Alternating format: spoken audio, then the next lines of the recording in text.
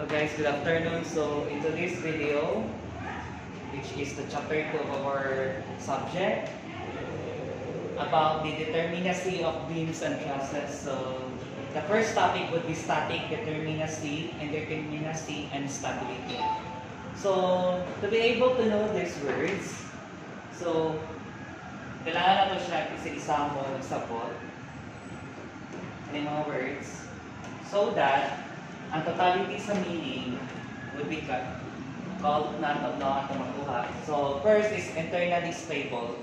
So when you say structure or a beam is internally stable, so it is considered internally stable or rigid if it maintains its shape and remains in rigid body when detached from the support. So if ma-detach siya sa same path, kung ma-detach pa siya sa support or reactions niya, so ang body mismo structure is dili siya ma-shape and ma-remain ang iyang pagka-rigid, no? Or rigid.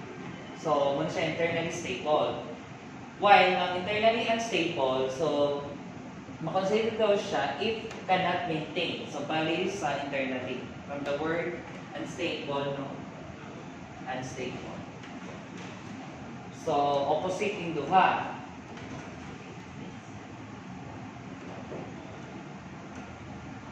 An rigid structure, so it is said, it's rigid, a structure that offers significant resistance to its change of shape. Okay, a non-rigid structure, a structure that offers negligible resistance to its change of shape and when detached from the supports and should often collapse under its own weight when not supported externally. So non-rigid structure. Malirap po sa rigid structure.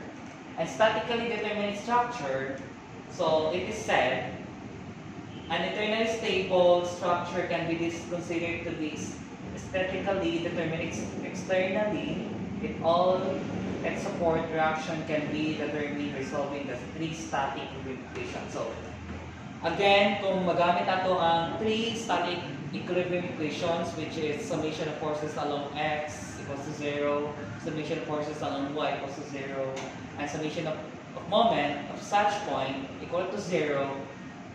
So, kung magamit natin no, masolve na ito yung reactions or unknown with these three static equilibrium equations. So, we call them statically determinate structures. While, if ever na dili na ganin na ito siya magamit katong tulo ka equation, so we call it statically indeterminate structure. So, aside from that, aside sa magbase ka sa three static equilibrium equation, ang indeterminate ato po siyang ma-know if a structure is supported by more than 3 reactions. So, kung wala pa sa 3 reactions for that specific structure, so makonsider nato siya indeterminate. For example, a continuous beam. So, malapas man siya og 3 reactions or supports. So, dali na ito sa indeterminate structure, which is, ang indeterminate structures needed siya more formulas as well as equation and theorems.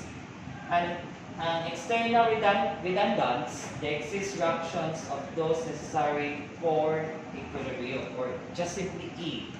And lastly, degree of external determinacy, this is the number of external redundants. So, ang number per degree, no?